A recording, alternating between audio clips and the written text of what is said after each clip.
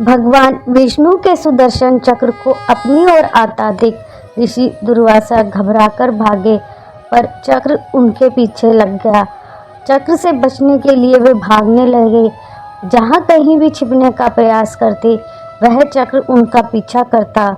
ऋषि दुर्वासा भागते भागते थक गए। भगवान विष्णु ने दुर्वासा को स्वयं नहीं बचाया। नमस्कार दोस्तों, मधुर सरस चैनल पर आपका स्वागत है। ऋषि दुर्वासा के पीछे क्यों लगा भगवान विष्णु का सुदर्शन चक्र, जानने के लिए वीडियो में अंत तक बने रहें और चैनल को सब्सक्राइब करें। प्राचीन समय में अम्बरीश नामक एक धर्मात्मा राजा थे, जिनके राज्य में बहुत सुख शांति थी और वह हर प्रकार की मोह माया से मुक्त थे और अपना अधिकतर समय वे प्रभु भक्ति में लगाते थे। उनके विचार थे कि भौतिक सुख साधना सामग्री सब एक दिन नष्ट हो जाएगी, परंतु भगवान की भक्ति इस लोक परलोक में भी उनके साथ रहेगी। अम्बरीश की ऐसी भक्ति भावना से ही प्रसन्न होकर भगवान श्री कृष्ण ने उनकी रक्षा का काम अपने सुदर्शन चक्र को सौंपा था। एक समय की बात है, अम्बरीश ने 1 वर्ष तक द्वादशी प्रधान व्रत रखने का नियम बनाया। वो हर द्वादशी को व्रत करते, ब्राह्मणों को भोजन करवाते तथा दान करने के उपरांत ही अन्न जल कर व्रत का पारण करते और इस प्रकार उन्होंने वर्ष की अंतिम द्वादशी को व्रत की समाप्ति पर भगवान विष्णु की पूजा की। महाभिषेक की विधि से सब प्रकार की सामग्री और संपत्ति से भगवान का अभिषेक किया तथा ब्राह्मणों पुरोहितों को भोजन कराया और खूब दान दिया। ब्राह्मण देवों की आज्ञा से जब व्रत की समाप्ति पर पारण करने बैठे ही थे कि अचानक महर्षि दुर्वासा आ पधारे। अम्बरीश ने खड़े होकर आदर से उन्हें बैठाया और भोजन करने के लिए प्रार्थना करने लगे। ऋषि दुर्वासा ने कहा, भूख तो बड़े जोर की लगी है राजन, पर थोड़ा रुको, मैं नदी में स्नान करके भोजन करूंगा। ऐसा कहकर ऋषि दुर्वासा वहां से चले गए। वहां स्नान ध्यान में इतना डूब गए कि उन्हें याद ही ना रहा कि अम्बरीश बिना उनको भोजन कराए अपने व्रत का पालन नहीं करेंगे। ऋषि दुर्वासा को गए बहुत देर हो चुकी थी और द्वादशी समाप्त होने वाली थी।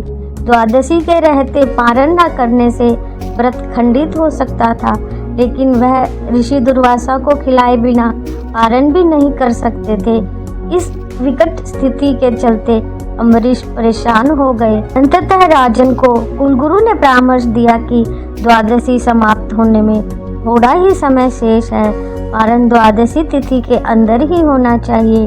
दुर्वासा ऋषि अभी नहीं आए हैं, इसलिए राजन आप तुलसी दल और जल पीकर पारण कर लीजिए।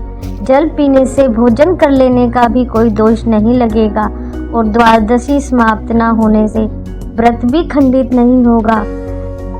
शास्त्रों के विधान के अनुसार कुलगुरु की आज्ञा से राजन ने व्रत का पारण कर लिया और अभी वह जल पी ही रहे थे कि दुर्वासा ऋषि आ पहुँचे।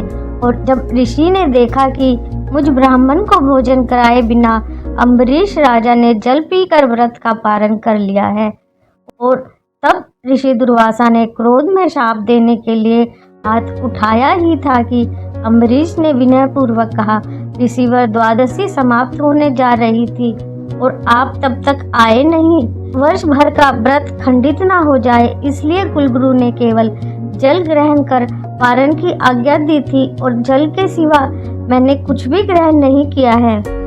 परंतु ऋषि दुर्वासा का क्रोध शांत नहीं हुआ और उन्होंने जटा से एक बाल उखाड़कर जमीन पर पटक कर कहा, लो, मुझे भोजन कराए बिना पारण कर लेने का फल अब भुगतो। इस बाल से पैदा होने वाली कृत्या अम्बरीश को खा जा। बाल के जमीन पर पड़ते ही एक भयंकर आवाज के साथ कृत्या राक्षसी प्रकट होकर अम्बरीश को खाने के लिए दौड़ी। भक्त पर निरपराध कष्ट आया देख उसकी रक्षा के लिए नियुक्त सुदर्शन चक्र सक्रिय हो उठा। चमक कर चक्राकार घूमते हुए कृत्या राक्षसी को मारा और फिर दुर्वासा की ओर बढ़ गया। भगवान के सुदर्शन चक्र को अपनी ओर आता देख दुर्वासा घबराकर भागे, पर चक्र उनके पीछे लग गया। चक्र से बचने के लिए वे भागने लगे। जहाँ कहीं भी छिपने का प्रयास करते, वहीं चक्र उनका पीछा करता। भागते भागते ब्रह्मलोक में ब्रह्मा के पास पहुँचे और चक्र से रक्षा करने के लिए गुहार लगाई। ब्रह्मा बोले, दुर्वासा, मैं तो सृष्टि को बनाने वाला हूँ, मेरा किसी की मृत्यु से कोई संबंध नहीं। आप शिव के पास जाइए, वे महाकाल हैं, शायद आपकी रक्षा करें।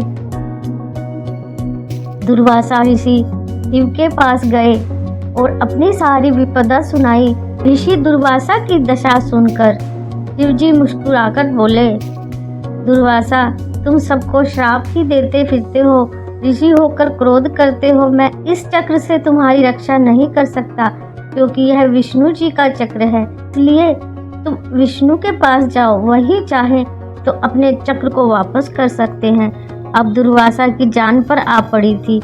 भागे भागे भगवान विष्णु के पास पहुँचे। चक्र भी वहाँ चक्कर लगाता पहुँचा। दुर्वासा ने विष्णु से अपनी प्राण रक्षा की प्रार्थना की। विष्णु बोले, दुर्वासा, तुमने तब से अब तक जितनी भी शक्ति प्राप्त की है, वह सब क्रोध तथा शाप देने में नष्ट करते रहे। छोटी सी बात पर नाराज होकर झट से श्राप दे देते हो।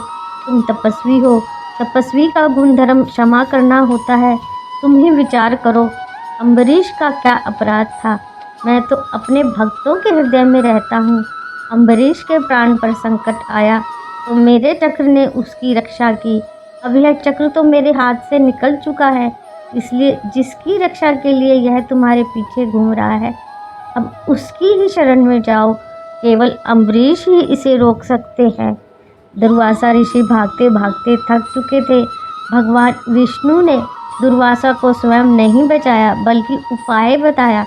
दुर्वासा उल्टे पांव फिर भागे और अम्बरीश के पास पहुँचे। अम्बरीश अभी भी बिना अन्न जल ग्रहण किए उनकी प्रतीक्षा कर रहे थे। दुर्वासा को देखते ही उनको प्रणाम कर बोले, मुनिदेव, मैं तब से आपकी प्रतीक्षा में बिना अन्न ग्रहण किए केवल जल पिया है। आप कहाँ चले गए थे? दुर्वासा ने चक्र की ओर इशारा करके कहा, अम्बरीश, इससे मेरी जान बचाओ, यह मेरे पीछे पड़ा है। तीनों लोकों के किसी देव ने मेरी रक्षा नहीं की, अब तुम ही इस चक्र से मेरे प्राण बचाओ। अम्बरीश हाथ जोड़कर बोले, मुनिवर, आप अपना क्रोध शांत करें और आप मुझे क्षमा करें। भगवान विष्णु का यह चक्र भी आपको क्षमा करेगा। अम्बरीश के ऐसा कहते ही चक्र अंतर्ध्यान हो गया। कमेंट बॉक्स में जय हरि विष्णु अवश्य लिखें। वीडियो इन्फॉर्मेटिव लगी हो तो चैनल को सब्सक्राइब करें और वीडियो को लाइक शेयर करें। Thank you for watching.